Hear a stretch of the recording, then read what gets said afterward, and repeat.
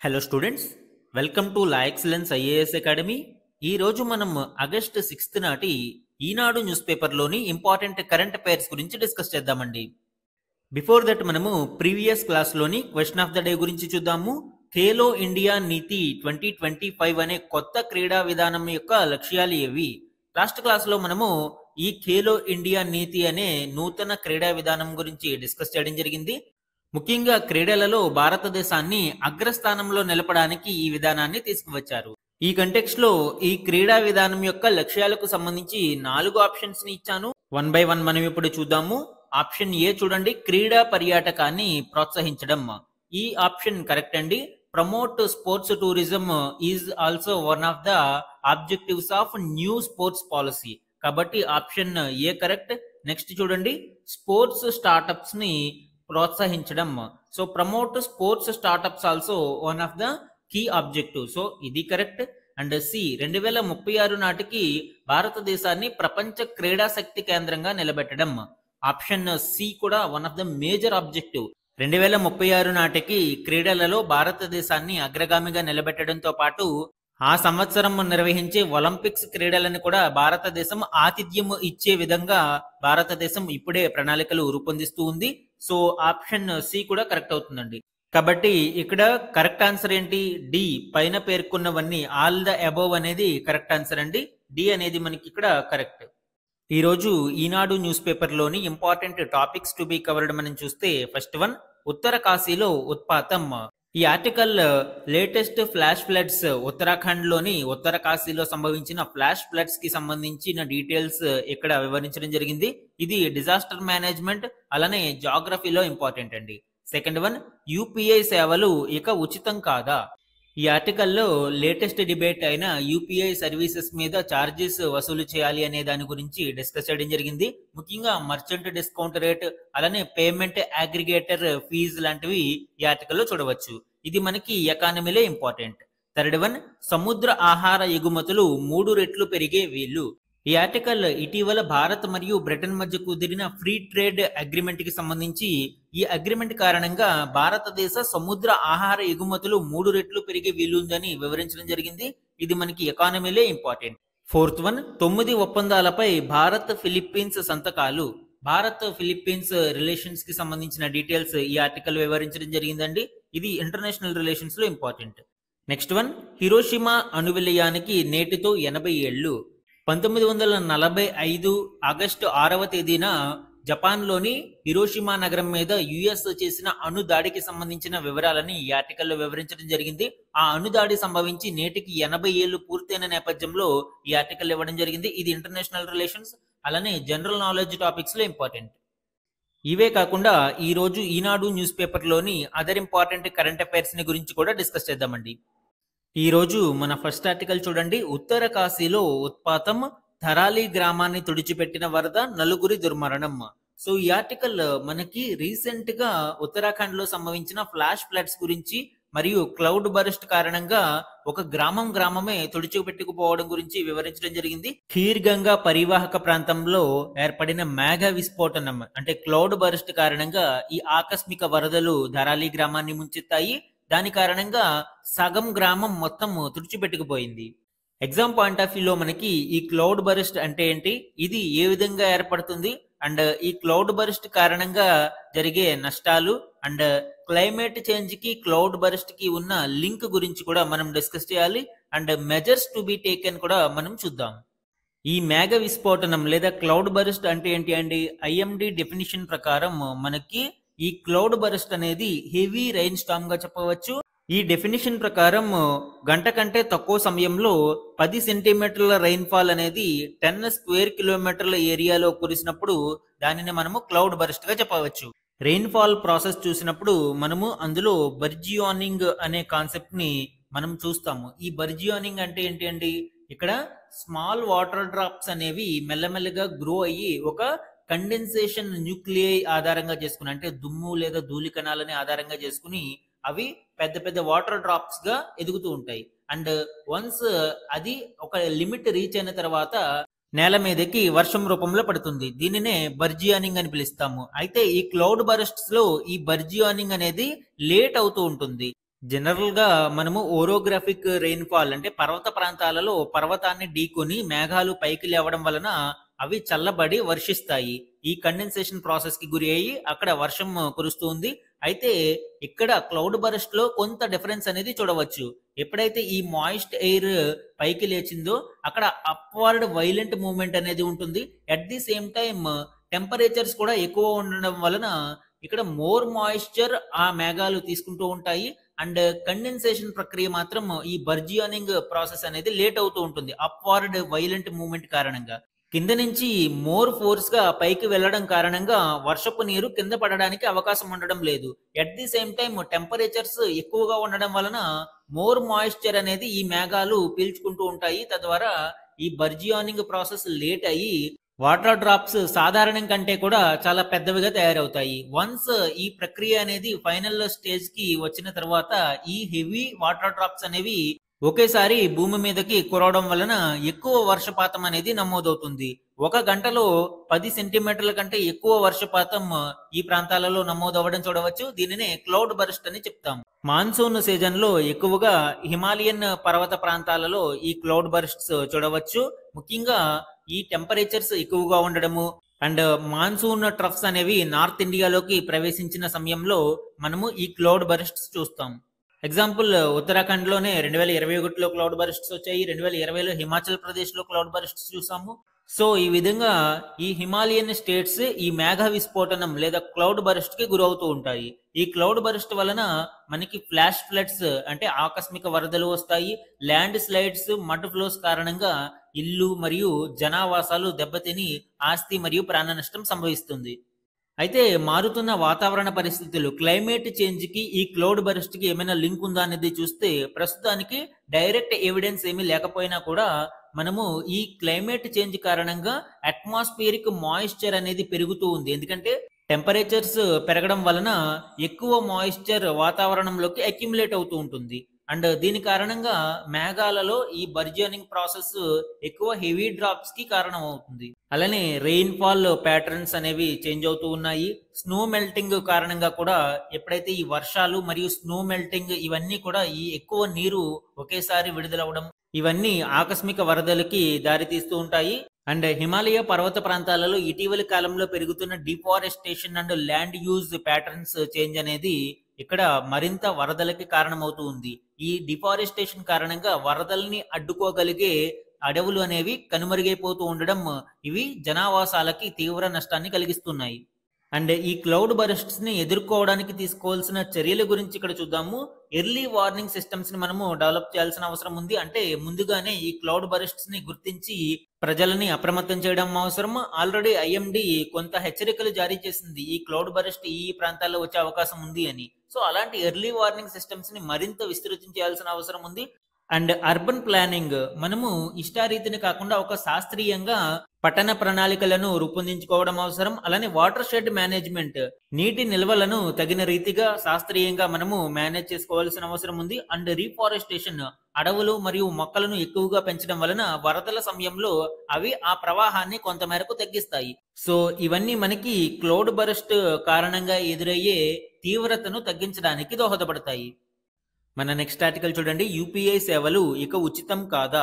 ఈ ఆర్టికల్ ఇటీవల కాలంలో యూపీఐ పేమెంట్స్ మీద చార్జెస్ వసూలు చేస్తారు అని వినిపిస్తున్న రూమర్స్ నేపథ్యంలో రోజు రోజుకి కొంత డీటెయిల్స్ బయటకు వస్తున్నాయండి. ముఖ్యంగా ఇటీవల కొన్ని బ్యాంకులు లైక్ ఐసిఐసిఐ పేమెంట్ అగ్రిగేటర్ల మీద ఛార్జీలు విధిస్తున్నట్లు తెలుస్తుంది. ఒకవేళ అన్ని బ్యాంకులు కూడా ఈ పేమెంట్ అగ్రిగేటర్ల మీద ఛార్జీలు విధిస్తే అవి ఆ ఛార్జీలను తిరిగి వినియోగదారుని మీదే భారం మోపాల్సి ఉంటుంది. అయితే ఇప్పుడు యూపీఐ అనేది భారతదేశంలో ఒక విప్లవంలా ఉంది. ఈ యూపీఐ కారణంగా భారతదేశం డిజిటల్ ట్రాన్సాక్షన్స్ లో ప్రపంచంలోనే నెంబర్ 1 గా ఉంది. Total world wide digital transactions లో భారతదేశం వాటా సుమారు 49% వరకు ఉంది. అయితే రీసెంట్ గా కొన్ని బ్యాంకులు పేమెంట్ అగ్రిగేటర్ల మీద అగ్రిగేట్ ఛార్జీలను వసూలు చేస్తూ ఉండడం ఆందోళన కలిగిస్తుంది. ఈ పేమెంట్ అగ్రిగేటర్స్ మనకి డిజిటల్ ట్రాన్సాక్షన్స్ లో ఒక పార్టీ నుంచి ఇంకొక పార్టీకి ట్రాన్సాక్షన్ చేస్తున్నప్పుడు థర్డ్ పార్టీ సేవలను అందించడానికి ఉపయోగపడుతూ ఉంటాయి. ఫర్ ఎగ్జాంపుల్ మనము నెట్ బ్యాంకింగ్ గానీ లేదా క్రెడిట్, డెబిట్ కార్డులు వినియోగిస్తూ ఉన్నప్పుడు బిల్ డెస్క్ పేమెంట్ అని వస్తుంది. ఈ బిల్ డెస్క్ పేమెంట్ అంటే ఏంటండి? అందులో బిల్ డెస్క్ అనేది third party aggregator payment service. అలానే Razorpay, BillDesk, CCAvenue లాంటి థర్డ్ పార్టీ పేమెంట్ అగ్రిగేటర్స్ ని భారతదేశంలో వినియోగిస్తూ ఉన్నారు. ఇలాగ మొత్తం ఇప్పుడు భారతదేశంలో జూలై 16 నాటికి 8 పేమెంట్ అగ్రిగేటర్స్ సేవలు అందిస్తూ ఉన్నాయి. అండ్ మరొక 30 ఈ దరఖాస్తు దశలలో ఉన్నాయి. ఇప్పుడు బ్యాంకులు ఏం చేస్తాయండి? వాటి ట్రాన్సాక్షన్స్ ఈ పేమెంట్ అగ్రిగేటర్స్ వసూలు చేస్తూ ఇంకొక ట్రాన్సాక్షన్ కి అవి అందిస్తూ ఉన్నాయి. కాబట్టి ఈ పేమెంట్ అగ్రిగేటర్ మీద ఫీజ్ అనేది, ఛార్జ్ అనేది వసూలు చేస్తుంది. ఈ ఛార్జ్ ని మనము పేమెంట్ అగ్రిగేట్ ఛార్జ్ అని పిలుస్తాము. సో ఈ ఛార్జ్ ని ఎవరికి బదలాయిస్తారు? మర్చెంట్ ఎవరైతే ఈ క్రెడిట్ కార్డు, డెబిట్ కార్డు, ఈ డిజిటల్ పేమెంట్స్ ని యాక్సెప్ట్ చేస్తున్నారో వాళ్ళకి బదలాయించడం జరుగుతుంది. ఈ పేమెంట్ అగ్రిగేటర్స్ ఎవరి నుంచి వసూలు చేస్తాయి? ఎవరైతే డెబిట్ కార్డు లేదా క్రెడిట్ కార్డు యాక్సెప్ట్ చేశారో వాళ్ళ నుంచి వసూలు చేస్తాయి. దాన్నే మనము మర్చెంట్ డిస్కౌంట్ రేట్ అని పిలుస్తారు. ఫర్ ఎగ్జాంపుల్ మనము ఆన్లైన్ పేమెంట్ చేయడానికి ఒక 25,000 రూపాయలు పేమెంట్ చేశాము. కానీ ఫైనల్ పేమెంట్ ఎంత చూపిస్తుందండి? మనకి చార్జెస్ తో కలిపి సుమారు 25,000 ఒక 50 రూపాయలు ఎక్స్ట్రాగా చూపించింది అనుకోండి. ఈ 50 రూపాయలని మనము మర్చెంట్ డిస్కౌంట్ రేట్ అని పిలుస్తాము. ప్రస్తుతము భారతదేశంలో ఈ ఎండిఆర్ మర్చెంట్ డిస్కౌంట్ రేట్ అనేది క్రెడిట్ కార్డు మరియు డెబిట్ కార్డులకి అండ్ వ్యాలెట్ పేమెంట్లకి, నెట్ బ్యాంకింగ్ లో కూడా అప్లికబుల్ అవుతుంది. అయితే యూపీఐ పేమెంట్లకి ఈ ఎండిఆర్ అనేది ప్రస్తుతానికి వర్తించడం లేదు. కానీ ఇటీవల కాలంలో ఐసిఐసిఐ లాంటి కొన్ని బ్యాంకులు ఈ యూపీఐ సేవలను అందిస్తున్న పేమెంట్ అగ్రిగేటర్ల మీద అగ్రిగేట్ ఛార్జ్ ని వసూలు చేస్తూ ఉన్నాయి. ఒకవేళ అన్ని బ్యాంకులు కూడా దీనిని అమలు చేస్తే ఈ అగ్రిగేటర్స్ ఏం చేస్తాయండి? ఆ భారాన్ని ఎవరైతే యూపీఐ పేమెంట్లు యాక్సెప్ట్ చేస్తున్నారో, అంటే ఒక షాపు వాడు యాక్సెప్ట్ చేస్తే ఆ షాపు వాడే ఆ భారాన్ని భరించాల్సి వస్తుంది. దానినే మర్చెంట్ డిస్కౌంట్ రేట్ అంటాము. సో ఈ ఎండిఆర్ అనేది యూపీఐ పేమెంట్లకి కూడా వర్తిస్తుంది. ప్రస్తుతం కేంద్రం అయితే దీని మీద స్పష్టత ఇవ్వడం జరిగింది. ఈ యూపీఐ ఛార్జీల మీద ఎండిఆర్ అనేది వర్తించదు అని చెప్తుంది. భవిష్యత్తులో ఎలా ఉంటుందో తెలియదు, కానీ ప్రస్తుతానికి అయితే యూపీఐ మీద ఎండిఆర్ ఛార్జెస్ లేవు. ఒకవేళ యూపీఐ పేమెంట్స్ మీద కూడా ఈ మర్చెంట్ డిస్కౌంట్ రేట్ అనేది వసూలు చేస్తే చాలా మంది చిరు వ్యాపారులు యూపీఐ ట్రాన్సాక్షన్స్ ని పక్కన పెట్టేస్తారు. అండ్ రీసెంట్ గా కండక్ట్ చేసిన ఒక సర్వే ప్రకారం యూపీఐ పేమెంట్స్ మీద ఛార్జెస్ వసూలు చేస్తే 73% మంది ప్రజలు యూపీఐ వాడడానికి సిద్ధంగా లేరు అండి. కాబట్టి ప్రభుత్వం ఇవన్నీ దృష్టిలో పెట్టుకుని తగిన నిర్ణయం తీసుకోవాల్సిన అవసరం ఉంది. మన నెక్స్ట్ ఆర్టికల్ చూడండి. సముద్ర ఆహార ఎగుమతులు 3 రెట్లు పెరిగే వీలు, భారత్ యూకే ఒప్పంద పరిణామం. ఈ ఆర్టికల్ ఇటీవలి India UK free trade agreement కారణంగా భారతదేశం యొక్క సీ ఎక్స్పోర్ట్స్ 3 రెట్లు పెరగనున్నాయి అని ఒక అంచనా వేసింది. దీనికి సంబంధించిన డీటెయిల్స్ చూద్దాం. ప్రస్తుతం భారతదేశం నుంచి బ్రిటన్ కు ఏటా 1000 కోట్ల విలువైన మత్స్య ఉత్పత్తులు ఎగుమతి అవుతూ ఉన్నాయి. అయితే ఇటీవల ఇరు దేశాల మధ్య కుదిరిన స్వేచ్ఛ వాణిజ్య ఒప్పందం ఫ్రీ ట్రేడ్ అగ్రిమెంట్ కారణంగా ఈ మత్స్య ఉత్పత్తులు 3 రెట్లు పెరిగి 3,000 కోట్లకు చేరే అవకాశం ఉంది అని ఒక అంచనా. దీని కారణంగా అధిక తీరరేఖ కలిగి ఉన్న గుజరాత్, తమిళనాడు, ఆంధ్రప్రదేశ్ లాంటి రాష్ట్రాలు లబ్ధి పొందే అవకాశం ఉంది. ఇప్పటి వరకు బ్రిటన్ ప్రభుత్వం మన సముద్ర ఉత్పత్తుల మీద 8.9% మేర సుంకాలను విధిస్తూ ఉంది. ఈ ఫ్రీ ట్రేడ్ ఒప్పందం కారణంగా ఈ సుంకాలు జీరోకి రానున్నాయి. సో ఈ 0% టారిఫ్ల కారణంగా మన సముద్ర ఉత్పత్తులు మరింత యూకేకి చేరే అవకాశం ఉంది.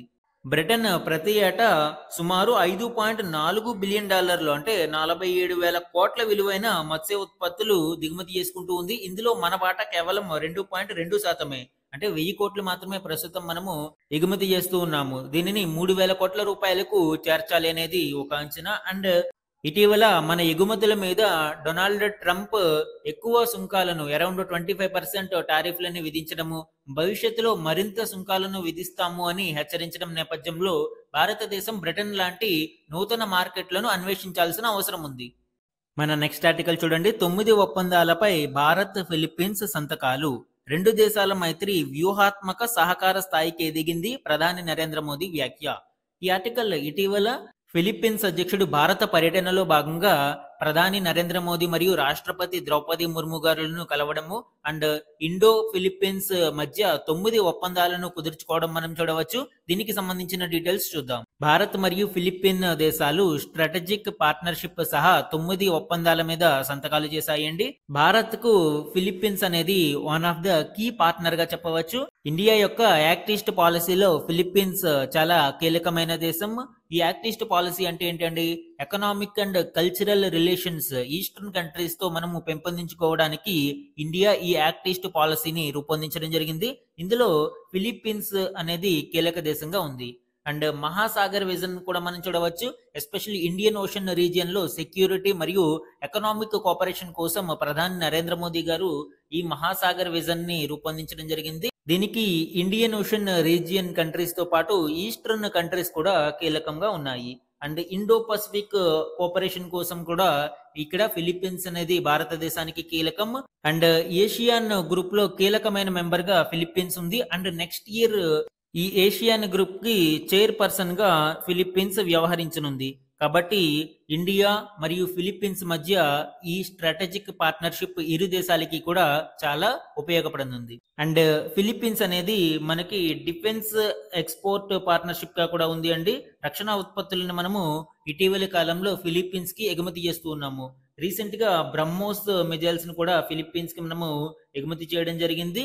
అండ్ ఎస్పెషల్లీ సౌత్ చైనా సీలో చైనా యొక్క ఆగడాలని అరికట్టడానికి ఫిలిప్పీన్స్ భారత్ రక్షణ ఉత్పత్తులను కొనుగోలు చేస్తూ ఉంది.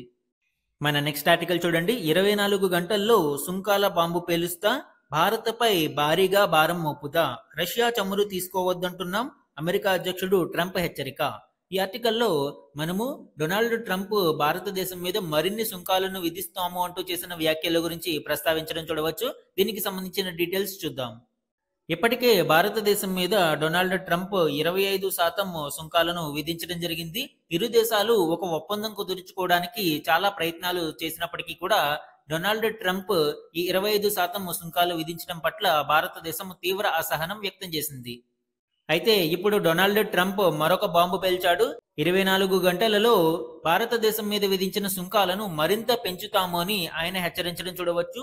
రష్యాతో ఆయిల్ ట్రేడ్ ను కొనసాగించవద్దు అని యుఎస్ చెబుతూ ఉన్నా కూడా భారతదేశం వినడం లేదు అని, ఆ కారణం చేత భారతదేశం మీద మరింత సుంకాలను విధించడానికి 24 గంటలలో ఉత్తర్వులు ఇస్తామని ఆయన హెచ్చరించడం చూడవచ్చు. భారతదేశం గురించి ప్రస్తావిస్తూ భారతదేశం అధిక సుంకాలు విధిస్తున్న దేశము అని, ఆ దేశం అనేక దేశాల మీద ఎక్కువ సుంకాలను విధిస్తూ ఉంది అని, దాని కారణంగానే అమెరికా ఎగుమతులు భారతదేశంలో చాలా తక్కువ వాణిజ్యం చేస్తూ ఉన్నాయి, కానీ భారతదేశం మాత్రం అమెరికాలో చాలా ఎక్కువ వాణిజ్యాన్ని చేస్తుంది అని ఆయన ప్రకటిస్తూ భారతదేశం మంచి వ్యాపార భాగస్వామి కాదు కాబట్టి ఆ దేశం మీద మరింత సుంకాలను విధించడానికి సిద్ధంగా ఉన్నట్లు ప్రకటించారు. ఆల్రెడీ లాస్ట్ క్లాసులో మనం చూసాము, ఈ 25% సుంకాలను విధిస్తేనే భారత్ మరియు అమెరికా మధ్య వాణిజ్యం కొంత తగ్గే ప్రమాదం ఉంది. కొన్ని నివేదికల ప్రకారం 30% వరకు భారతదేశం ఎగుమతులు నష్టపోయే ప్రమాదం ఉంది. అయితే ఇప్పుడు డొనాల్డ్ ట్రంప్ మరింత సుంకాలను విధించే నేపథ్యంలో భారతదేశం ఏ విధమైన చర్యలు తీసుకుంటుంది అనేది చూడాలి. అలానే డొనాల్డ్ ట్రంప్ రష్యా వాణిజ్యం గురించి హెచ్చరిస్తూ ఉన్న నేపథ్యంలో భారతదేశానికి రష్యా అండగా నిలిచింది.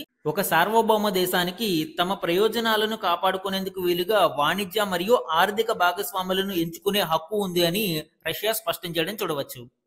మన నెక్స్ట్ ఆర్టికల్ చూడండి. సంక్లిష్ట ఆర్థిక నేరాల విచారణకు ప్రత్యేక కోర్టులు అవసరం, సర్వోన్నత న్యాయస్థానం వెల్లడి. అంటే కేవలం న్యాయపరమైన అంశాలే కాకుండా కొన్ని సార్లు ఆర్థిక పరమైన అంశాలతో కూడిన సంక్లిష్ట కేసులను పరిష్కరించడం కోసం ప్రత్యేక న్యాయస్థానాల అవసరం ఉంది అని సుప్రీంకోర్టు స్పష్టం చేయడం చూడవచ్చు. సో ఇలాంటి కేసులకి సంబంధించి జడ్జీలకు అన్ని రంగాలలోనూ అనుభవం ఉన్న వ్యక్తుల యొక్క సహకారం అవసరం కాబట్టి ఇలాంటి ఆర్థిక అంశాలతో కూడిన సంక్లిష్ట కేసుల కొరకు ప్రత్యేక న్యాయస్థానాలని తీసుకురావాలి అని, ఈ కేసులను త్వరగా తేల్చేందుకు ఆర్థికంతో పాటు వివిధ రంగాలకు చెందిన నిపుణులతో శాస్త్రీయ దర్యాప్తు జరపాలి అని సుప్రీంకోర్టు అభిప్రాయపడింది. అలానే సంక్లిష్టమైన ఆర్థిక వ్యవహారాలలో విచారణలను వేగంగా కొనసాగించి త్వరగా తీర్పులను వెలువరించడానికి గాను జడ్జీలకు కూడా ఆయా విషయాలలో శిక్షణ ఇవ్వాల్సిన అవసరం ఉంది అని సుప్రీంకోర్టు అభిప్రాయపడింది. అంటే కొన్ని కేసులలో చాలా సంక్లిష్టమైన ఆర్థిక వ్యవహారాలు ఉంటాయి. న్యాయ నిపుణులకు కూడా అవి కొన్ని సార్లు అర్థం కాకపోవచ్చు కాబట్టి అలాంటి సంక్లిష్ట ఆర్థిక వ్యవహారాలు ఉన్న కేసులను ప్రత్యేక న్యాయస్థానాలకు అప్పగించడం ద్వారా త్వరితగతిన కేసులను పరిష్కరించడానికి అవకాశం ఉంటుంది. అలానే ఇలాంటి విషయాలలో జడ్జీలకు కూడా శిక్షణ ఇవ్వాల్సిన అవసరం ఉంది అని సుప్రీంకోర్టు అభిప్రాయపడింది. మన నెక్స్ట్ ఆర్టికల్ చూడండి. హిరోషిమా అణువిలయానికి నేటితో 80 ఏళ్లు. సో ఆగస్టు 6, 1945న జపాన్లోని హిరోషిమా ప్రాంతం మీద అమెరికా అణుదాడి చేసింది. ప్రపంచ చరిత్రలోనే మొట్టమొదటి అణుదాడిగా దీనిని చెప్పవచ్చు అండి. ఈ అణుదాడికి నేటితో 80 ఏళ్లు పూర్తయిన నేపథ్యంలో ఈ ఆర్టికల్ ని ఇక్కడ ఇవ్వడం జరిగింది. రెండవ ప్రపంచ యుద్ధంలో ఎలైడ్ పవర్స్ అయిన US, UK, France, Soviet Union ఒకవైపు యుద్ధం చేయగా యాక్సిస్ పవర్స్ అయిన జర్మనీ, జపాన్, ఇటలీ మరొక వైపు యుద్ధం చేసేవి. 1945 నాటికి సెకండ్ వరల్డ్ వార్ ఎండింగ్ కి వచ్చే సమయంలో జర్మనీ మరియు ఇటలీ రెండూ కూడా యుద్ధాన్ని విరమించుకున్నాయి. అయితే జపాన్ మాత్రం అప్పటికి కూడా యుద్ధాన్ని కంటిన్యూ చేస్తూ వచ్చింది. ఈ నేపథ్యంలో ఒకవేళ జపాన్ యుద్ధాన్ని విరమించకపోతే తమ దగ్గర ఉన్న రహస్య అస్త్రాన్ని జపాన్ మీద ప్రయోగించాల్సి ఉంటుంది అని, దాని ద్వారా తీవ్రమైన నష్టాన్ని జపాన్ చూడాల్సి వస్తుంది అని అమెరికా హెచ్చరించింది. అయితే అమెరికా హెచ్చరికలను జపాన్ అంతగా పట్టించుకోలేదు. దీని కారణంగా ఆగస్టు 6, 1945వ తేదీన జపాన్ మీద అమెరికా మొట్టమొదటి అణుబాంబును ప్రయోగించింది. అప్పటి వరకు ప్రపంచం ఈ న్యూక్లియర్ బాంబు అనే ఆయుధాన్ని చూడలేదు. అయితే ఎప్పుడైతే న్యూక్లియర్ బాంబును జపాన్ మీద అమెరికా ప్రయోగించిందో దీని శక్తి అనేది ప్రపంచం గుర్తించింది. తద్వారా ఆర్మ్స్ రేస్ అనేది తర్వాత కాలంలో బాగా పెరిగింది. ముఖ్యంగా యుఎస్ మరియు సోవియట్ యూనియన్ ఈ ఆర్మ్స్ రేస్ లో ఒకదాని మీద ఒకటి పైచేయి సాధించడానికి ప్రయత్నించాయి. దానిని మనము కోల్డ్ వార్ పీరియడ్ అంటాం. అమెరికా జపాన్లోని హిరోషిమా మీద ఎనోలా గే B-29 ఫైటర్ జెట్ ద్వారా లిటిల్ బాయ్ అనే న్యూక్లియర్ బాంబుని ప్రయోగించింది. దీని స్పెసిఫికేషన్స్ చూస్తే లెంత్ 3 మీటర్స్ గా ఉంటే వెయిట్ 4 టన్నుల వెయిట్ ని ఈ బాంబు కలిగి ఉంది. ఈ లిటిల్ బాయ్ అణుబాంబు కారణంగా సుమారు 7000 డిగ్రీల ఉష్ణోగ్రత జనించింది అండి. ఈ అణుదాడి కారణంగా హిరోషిమాలో క్షణాలలో 80,000 మంది ప్రాణాలు కోల్పోయారు అండ్ అనేక మంది తీవ్ర గాయాలకి గురి అయ్యారు. అండ్ ఈ అణుబాంబు యొక్క విస్ఫోటన ప్రభావం నేటికి హిరోషిమాలో మనం చూస్తూ ఉన్నాము. అనేక మంది ప్రజలు నేటికి ఈ రిపర్కషన్స్ ని అనుభవిస్తూ ఉన్నారు. అండ్ అక్కడ జలం మరియు భూ కాలుష్యం నేటికి కొనసాగుతూ ఉంది. దీని తరువాత అమెరికా జపాన్ మీద మరొక న్యూక్లియర్ బాంబును ప్రయోగించింది. ఆగస్టు 9వ తేదీన ఫ్యాట్ మ్యాన్ అనే పేరుతో మరొక న్యూక్లియర్ బాంబును నాగసాకి పట్టణం మీద అమెరికా ప్రయోగించడం ద్వారా లక్షల మంది ప్రాణాలు కోల్పోయారు. ఈ ఇన్సిడెంట్స్ కు ఇప్పుడు 80 సంవత్సరాలు పూర్తయిన నేపథ్యంలో ఈ ఆర్టికల్ ఇక్కడ ఇవ్వడం జరిగింది అండి. ముఖ్యంగా న్యూక్లియర్ బాంబు యొక్క ప్రిన్సిపల్ మనం చూస్తే న్యూక్లియర్ ఫిజన్ రియాక్షన్ ఆధారంగా, అంటే హెవీ న్యూక్లియై అనేది విచ్ఛిన్నం అయ్యి లైటర్ న్యూక్లియర్ గా మారే సమయంలో ఎనర్జీ అనేది జనరేట్ అవుతుంది. ఈ ఎనర్జీని మనము అటు కంట్రోల్డ్ చైన్ రియాక్షన్స్ ఆధారంగా ఎలక్ట్రిసిటీకి వాడవచ్చు, లేదా అన్కంట్రోల్డ్ చైన్ రియాక్షన్స్ తో ఇలాగా న్యూక్లియర్ బాంబ్స్ ని కూడా తయారు చేయవచ్చు. అలానే hydrogen bomb nuclear fusion reaction ఆధారంగా పనిచేస్తుంది. రెండింటికి డిఫరెన్స్ అది. న్యూక్లియర్ ఫిజన్ రియాక్షన్ ఆధారంగా అణుబాంబును డెవలప్ చేస్తారు, న్యూక్లియర్ ఫ్యూజన్ రియాక్షన్ ఆధారంగా హైడ్రోజన్ బాంబును డెవలప్ చేస్తారు. అండ్ ఈ అణుబాంబుల యొక్క తీవ్ర ప్రభావాలని చూసిన ప్రపంచం తదుపరి కాలంలో దీనిని నిర్మూలించడం కోసం, ముఖ్యంగా ఈ అణుబాంబులను తగ్గించడం కోసం అనేక ట్రీటీలను తీసుకురావడం జరిగిందండి. నాన్ ప్రొలిఫరేషన్ ట్రీటీ అని, కాంప్రహెన్సివ్ టెస్ట్ బ్యాన్ ట్రీటీ అని, అలానే TPNW treaty on the prohibition of nuclear weapons అని, ఇలాగా అనేక రకాల ఒప్పందాలను తీసుకొచ్చింది. అయితే ఈ ఒప్పందాలలోని డిస్క్రిమినేషన్స్ కారణంగా భారతదేశం వీటి మీద సంతకాలు చేయలేదు. తదుపరి కాలంలో భారతదేశం ఓన్ గా పోఖ్రాన్ 1 మరియు 2 పరీక్షల ద్వారా స్వంత అణ్వాయుధాలను భారతదేశం అభివృద్ధి చేసుకుంది. మన నెక్స్ట్ ఆర్టికల్ చూడండి. భారతదేశంలో జననాలు తగ్గుముఖం పడుతున్నాయి. ఎట్ ది సేమ్ టైం సగటు ఆయుర్దాయం పెరుగుతూ ఉన్న నేపథ్యంలో ఇక్కడ డెమోగ్రఫిక్ చేంజ్ అనేది ఏ విధంగా ఉంటుంది అనేది ఇటీవలి ageing in India challenges and opportunities నివేదిక 2025 ప్రకారం కొన్ని గణాంకాలను ఇవ్వడం జరిగింది. దీనికి సంబంధించిన హైలైట్స్ ఇప్పుడు చూద్దాం. ఇటీవలి కాలంలో ప్రభుత్వం అనుసరిస్తున్న జనాభా నియంత్రణ పద్ధతుల కారణంగా భారతదేశంలో ఈ టోటల్ ఫెర్టిలిటీ రేట్ అనేది తగ్గుతూ వస్తుంది. ఈ సంతాన సాఫల్య రేటు దక్షిణాది రాష్ట్రాలలో మరింత తగ్గుముఖం పట్టింది. అలానే రోజురోజుకి విస్తరిస్తున్న ఆధునిక వైద్య సేవల ఫలితంగా భారతదేశంలోని సగటు ఆయుర్దాయం క్రమేపీ పెరుగుతూ ఉంది. ఇక్కడ కొన్ని గణాంకాలను మనం పరిశీలిస్తే 1950 నుంచి 55 మధ్య కాలంలో ఈ టోటల్ ఫెర్టిలిటీ రేట్ అనేది 5.9గా ఉండేది. సగటు ఆయుర్దాయం కేవలం 36.98 సంవత్సరాలు, అంటే కేవలం 37 సంవత్సరాలు మాత్రమే ఉండేది. అండ్ 1970-75 నాటికి ఈ టిఎఫ్ఆర్ 4.97% పడిపోతే సగటు ఆయుర్దాయం 52.51 సంవత్సరాలకు పెరిగింది. అండ్ 2000 మరియు 2005 మధ్య కాలంలో చూస్తే టిఎఫ్ఆర్ 3.14 గాను, సగటు ఆయుర్దాయం 63.50 గాను పెరిగింది. అండ్ ప్రస్తుతం మనం పరిశీలించినప్పుడు ఈ టిఎఫ్ఆర్ అనేది 2.05గా ఉంది. అండ్ సగటు ఆయుర్దాయం 71.43 సంవత్సరాలుగా ఉంది. ఇది 2025 నుంచి 2030కి మధ్య కాలంలో చూస్తే. అండ్ దక్షిణాది రాష్ట్రాలలో ఇంకా తక్కువగా ఉంది, ఈవెన్ 1.9 బిలో ఉంది అనేది కొన్ని నివేదికల యొక్క సారాంశం. అలానే 2050 నుంచి 2055 మధ్య కాలంలో ఇది ఏ విధంగా ఉండబోతుంది అనేది మనం పరిశీలిస్తే టిఎఫ్ఆర్ రేటు 1.79 గాను, సగటు ఆయుర్దాయం 75.34 సంవత్సరాలు గాను పెరగనుంది. దీని వలన ఏం జరుగుతుంది అండి, మనకి ఒక జనాభా యొక్క వృద్ధి రేటును కొనసాగించాలి, ఒక తరాన్ని కొనసాగించాలి అంటే టోటల్ ఫెర్టిలిటీ రేటు 2.1గా ఉండాలి.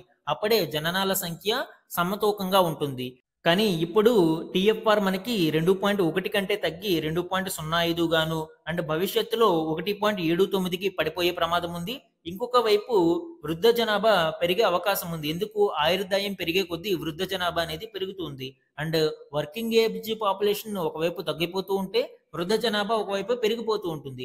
దీని వలన ప్రభుత్వాలకి చాలా బర్డెన్ పడే అవకాశం ఉంది అండి. ప్రస్తుతం పాపులేషన్ పిరమిడ్ ని మనం చూసినప్పుడు బెల్ షేప్ లో కనిపిస్తూ ఉంటుంది. ఈ బెల్ షేప్ అనేది ఆర్థిక అభివృద్ధికి చిహ్నంగా చెప్పవచ్చు. ఎందుకంటే వర్కింగ్ ఏజ్ పాపులేషన్ ఎక్కువగా ఉంటారు. మనకి 15 to 60 ఏజ్ గ్రూప్ అనేది వర్కింగ్ ఏజ్ పాపులేషన్ ఎక్కువగా ఉంటారు. అండ్ దీని వలన భారతదేశ ఆర్థిక అభివృద్ధి అనేది డెమోగ్రఫిక్ డివిడెండ్ అనేది లభిస్తుంది.